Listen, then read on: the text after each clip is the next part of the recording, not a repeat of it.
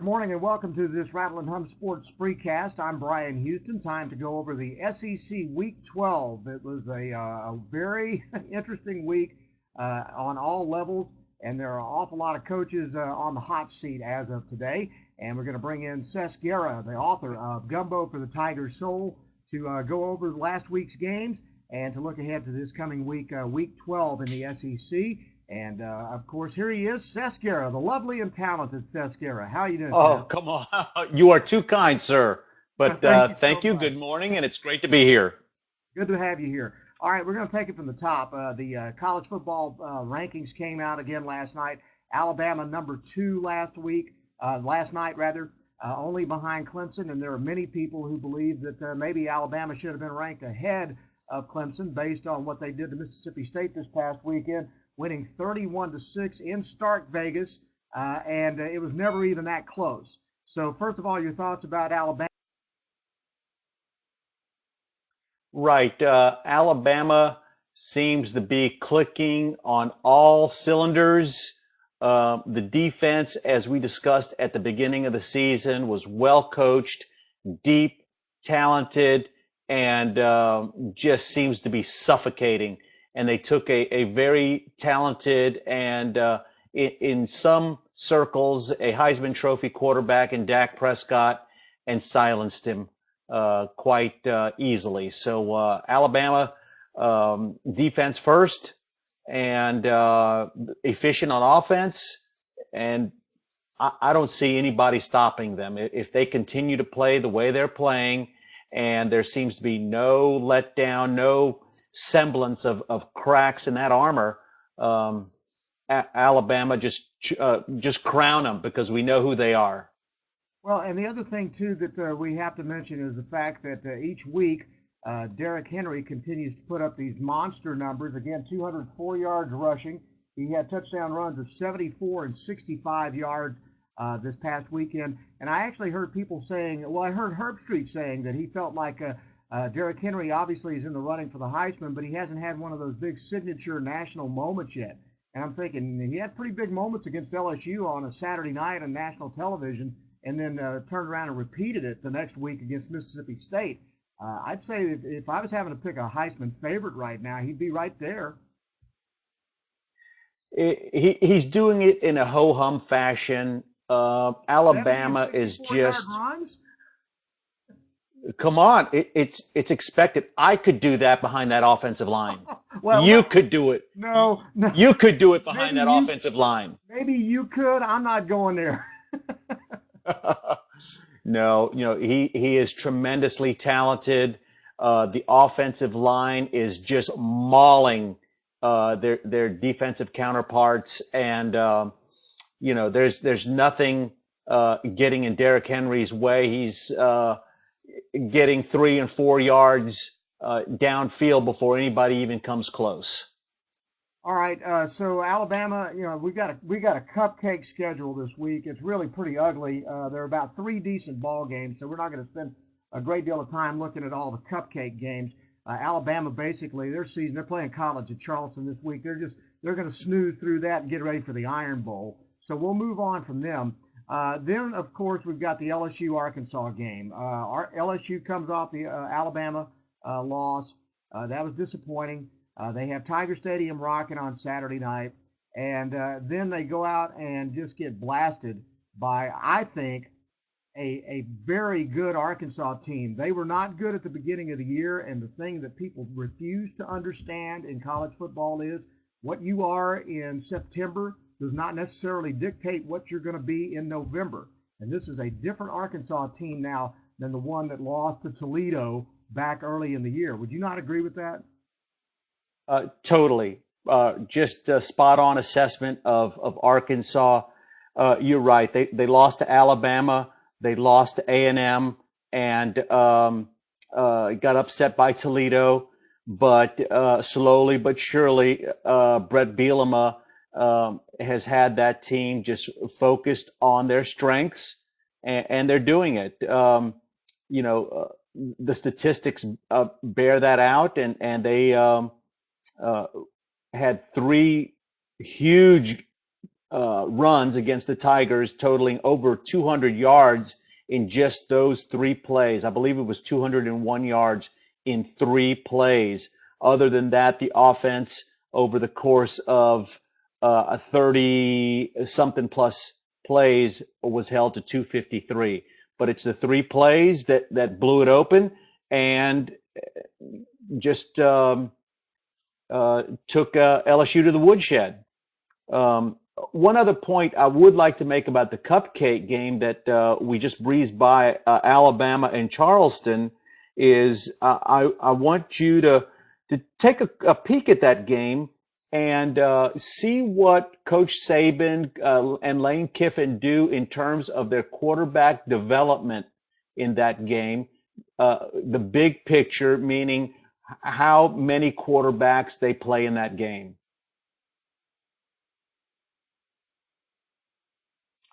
Standing by.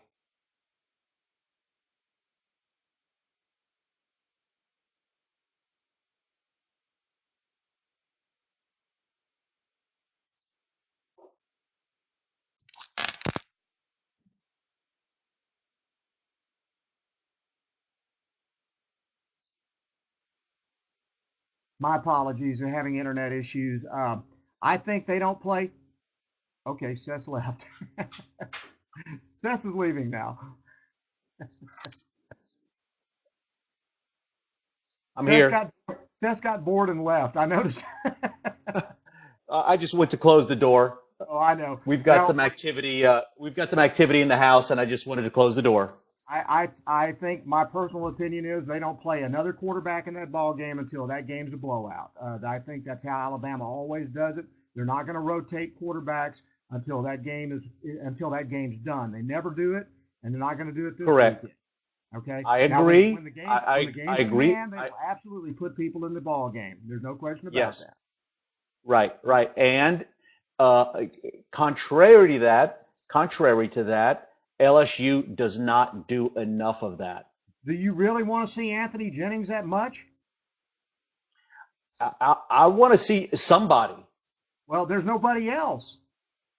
I mean, really, there's To my nobody point. else. There's really To nobody my else. point. But put okay, I To, understand what you're saying. They need to recruit, and next year they'll bring in Felipe Frank, okay, and so then they've got somebody else. But right now they got guys that are not even scholarship athletes. Why would you want to put? They're not going to develop those guys. Those guys are never going to get on the field. well, that is the case this year. Yeah. Certainly, totally agreed.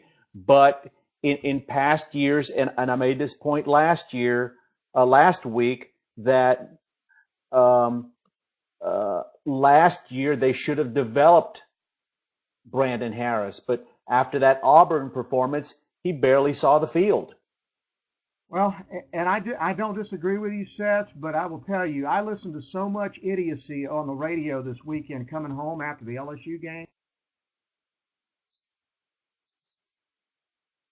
Time developing a quarterback after the blasting that they took against Auburn, and they'd lost a couple of ball games, they'd be calling for his head right now. So it's damned if you do and damned if you don't. Sure. Absolutely, their depth at quarterback is terrible. But the bigger issue, I'm going to tell you this: it's not quarterback. The bigger issue is their offensive and defensive lines have been manhandled the last 2 weeks. I don't think Tom Brady could have operated in an offense against the offensive line behind the offensive line play that LSU put up last week against Arkansas. And you have to give all credit to Arkansas for a lot of that. But this offensive line was absolutely destroyed. Now, there was a lot of discussion about the fact that the game plan called for them to come out throwing because Ole Miss had had such a terrible time defending the pass, or Arkansas had such success throwing the ball against Ole Miss, and also had such a terrible time defending the pass against Ole Miss, that I think sometimes you out scout yourself. I think that they got away from doing what they do best.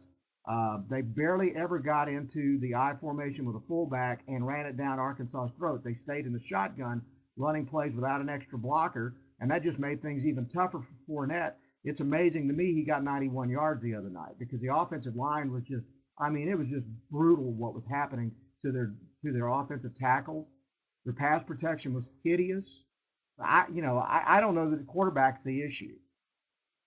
Well, I somewhat agreed with that point, and I will take you back to the last drive of the second quarter, right before halftime, when they went into a up-tempo speed passing game, and it was one pass after another. They marched right down the field and scored a touchdown. But sometimes I think playing prevent defense allows a lot. I mean, they did, and to their credit, they did that. But I don't think, I honestly still think that the bigger problem right now is their offensive line has not played well now. And to be quite honest with you, when you watch the game, okay, in every game they played up to the Alabama and the Arkansas games, they were the dominant line, okay? But then they got into ball games against guys. When you looked at the size on the Alabama and Arkansas defensive fronts, they were physically overmatched. That's a little scary because LSU's got some pretty big kids, but they were still physically overmatched. And their offensive tackles are just not very good, and they've been exposed the last couple of weeks. Well, you know, there's people that the coaches that are in a whole lot better position than I am and know a whole lot more about football than I do. But I just think there are ways that you can combat an opposing offensive or defensive line that can put them off balance. I mean, there was no jet sweeps. There were no reverses. There was nothing that used the other team's pursuit against them. And just there was no creativity that allowed LSU to go to their strength.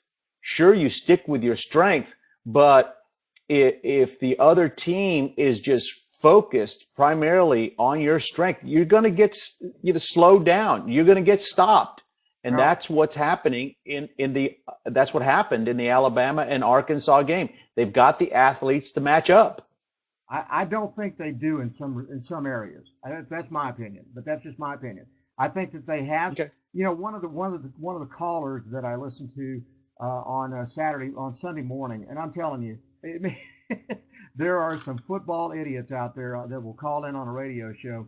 But I actually listened to some guy saying that he was very upset because LSU lost to a team that was vastly inferior. These were his words, vastly inferior, and we obviously have. You can obviously see the huge edge we have in talent, he said. And I'm going, you saw a different. You really needed to put the bottle down before the game started because you watched a completely different game than I saw. Yeah, whatever he's smoking, better be careful. Better be careful. It's not legal in Texas. All right, we'll get back to this in a minute. The other thing that I will say though, again, Arkansas, just like they did last year, Arkansas is playing its best football at the end of the year. They are a team that gets off to a slow start, and they've gotten better as the year goes on. And quite honestly, Alabama's about the only team I see right now that could beat Arkansas the way Arkansas is playing football right now. Not saying Arkansas Right. 3 weeks ago or 6 weeks ago that would have been the case, but I think Arkansas might beat Florida right now the way they're playing. Right. Yep. I agree. It's really nice, and it goes back to the old saying: it's not how you begin, but it's how you finish. And Arkansas now for the second year in a row is finishing strong and going into November and into the postseason looking like one of the top tier SEC teams. So kudos to Bielema and the coaching staff and the Arkansas Razorbacks. Absolutely. That's all there is to it. One other big ball game, Georgia beats Auburn 20-13 in that ball game, and there are a lot of people that feel like that game was a huge game for Mark Richt's future at Georgia. It seems kind of crazy that a guy that's 9-2 or 8-3 at this point would be worrying about his job, but we know fans, we see him all the time all over the conference. How big a win was that for Georgia beating Auburn? Yeah, that was a big game. It's the same thing that's going on at LSU right now. Coach Miles has won 80% of his games, but the trend is that he's losing some important games, and it's the same thing with Coach Rick. He's losing some of those important games. Uh, Typically the Florida game and maybe the Tennessee or one other game early in the season, which kind of derails the overall national picture for the Bulldogs. Okay, and then Gary Pinkel announces his retirement. Now, this comes right after the turmoil where he backed his team and against the president, which I guess Pinkel knew he was leaving after the season's over because you typically would not be, you know, standing against your boss in the way that Pinkel did unless you know you're not going to be there next year. You agree with that? Huh. Yeah. You know, it's odd to me that this chronic disease that he has and that he's combating, the announcement came at this particular time. Why didn't he announce it at the beginning of the season or 2 or 3 weeks ago, whatever the case may be? But so it seems to me that aside from the illness and his physical health, that the political turmoil on the campus of the University of Missouri had something to do with his early departure there. So I think that really has something to do with the situation and the retirement that was announced. Well, let's talk about the impact it's going to have on the Missouri program. Your thoughts about the kind of coach Pinkel is and what he's done with that program. Well, yeah, he's done a great job. Been there 15, 17 years, something like that, and had them number one in the nation as far back as 2005, 2006, I believe. So he's had them, up in the national picture. Two-time SEC East champ. So he's got a great track record, has built that Missouri program to show that they can compete not only in the SEC East, but on a national level. So they're going to go after a hot coach.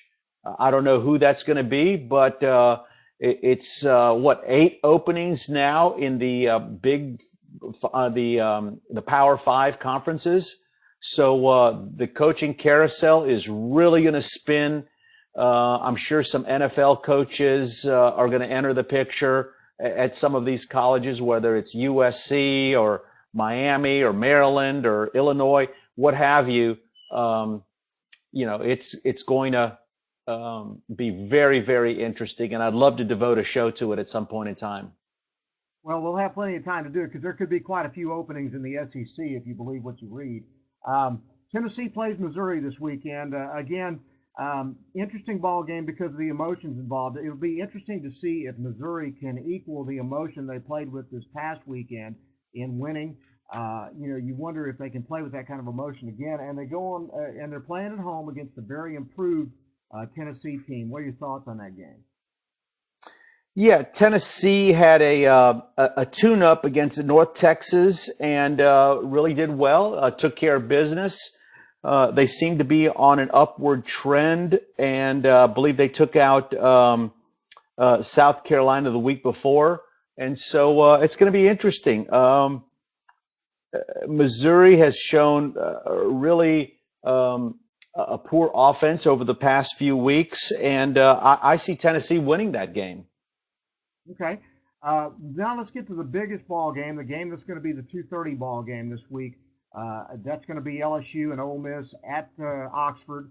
The question I've been reading from a lot of people is the loser of that ball game. Who's on the bigger hot seat if they lose this football game? Hugh Freeze or Les Miles? Les Miles. There's no doubt about that. I think Hugh Freeze has been at Ole Miss less time and has done a pretty good job has had them in the top five over the last couple of years. And Les Miles' act is wearing thin against among the big donors at LSU. He's the lovable coach that a lot of people love to hate. He has a kind of quirky, goofy persona on media, and is kind of funny.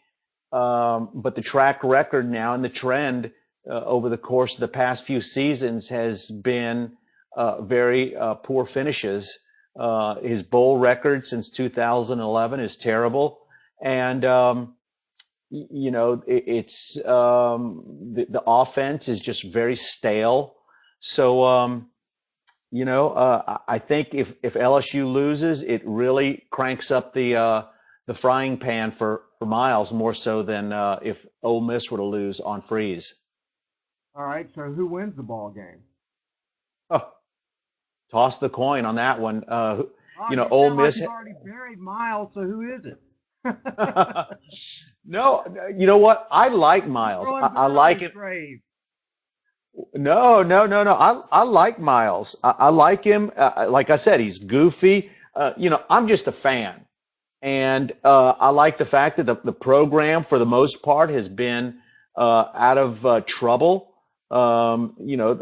There's been a couple of incidents, off the field incidents that have been troubling, but he seems to handle them pretty consistently.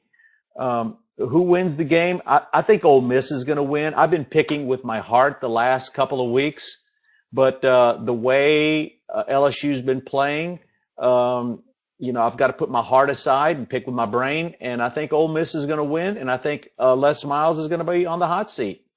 Well, Ole Miss is coming off of a bye, got rested up, healed up, and home field advantage.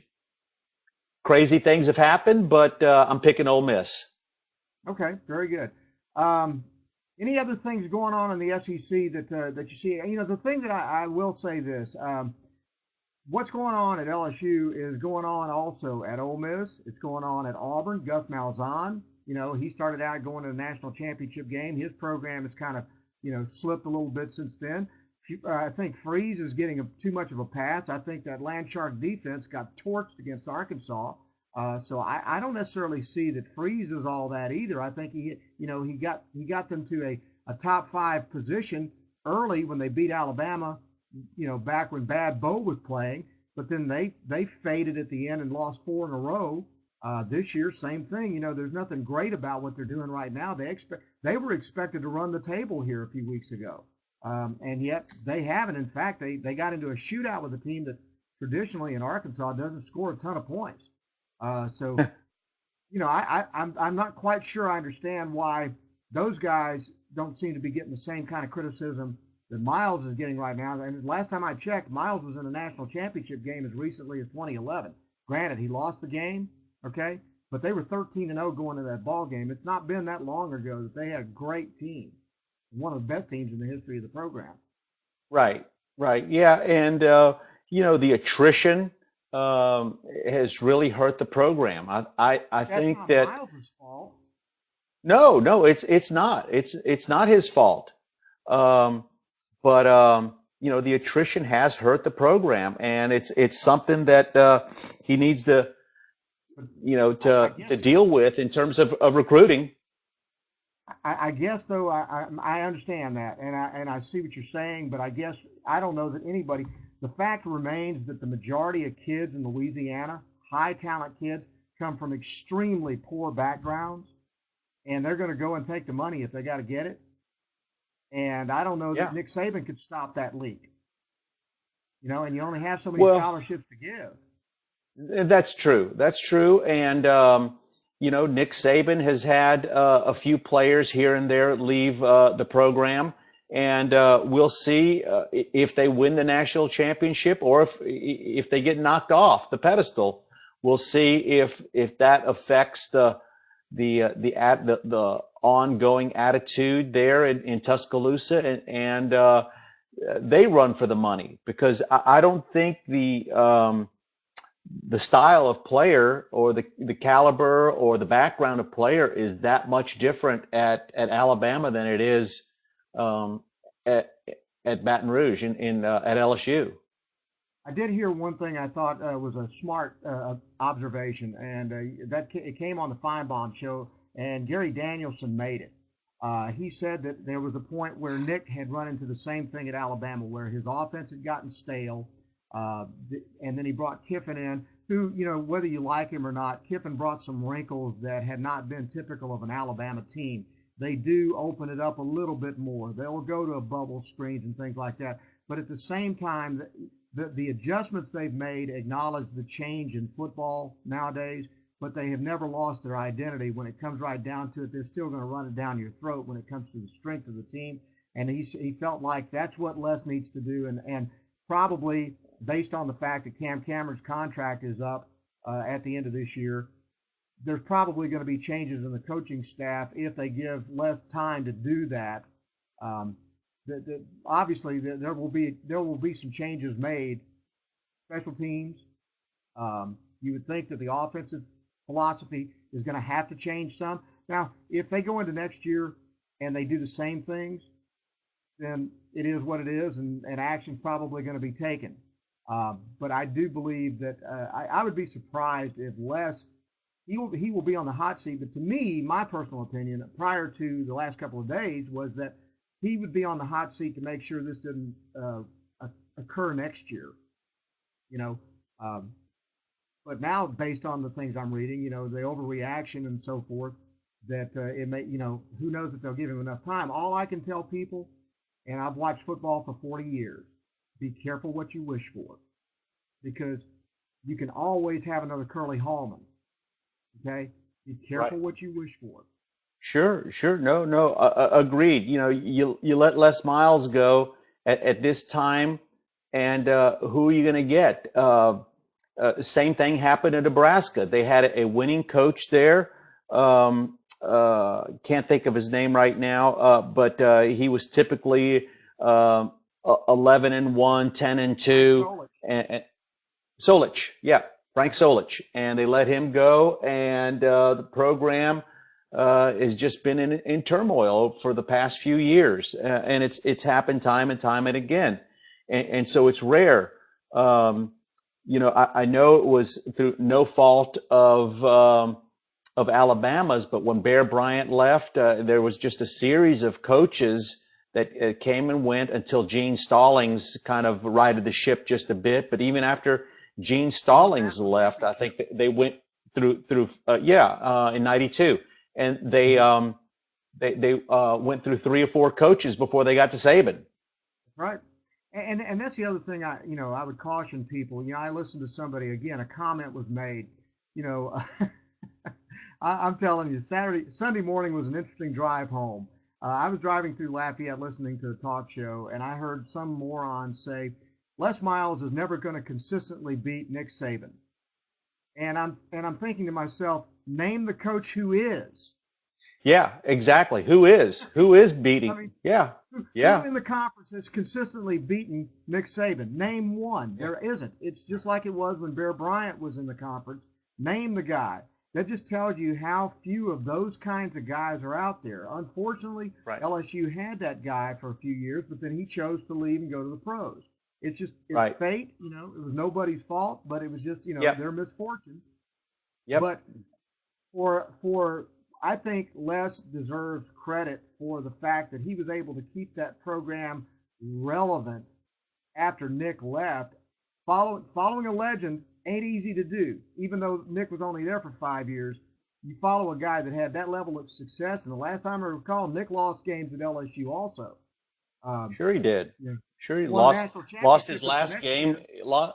Yep, Exactly. lost his last game. Lost to Alabama Birmingham, and in a very infamous game, and so Well, it happens. So he got caught short at quarterback one year, Marcus Randall, after Matt Mock left early. So I mean, it happens to everybody, and that's the thing. Just like you're seeing right now with Georgia and with Ole Miss. And here's one other question. I know you've got to run, but Dan Mullen. Is it time for Dan Mullen to think about going? Has he done all he can do at Mississippi State?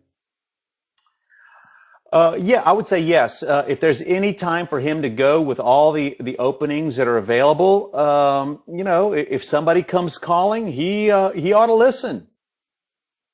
I see Dan Mullen in the same situation that DiNardo was in when he left Vanderbilt to come to LSU.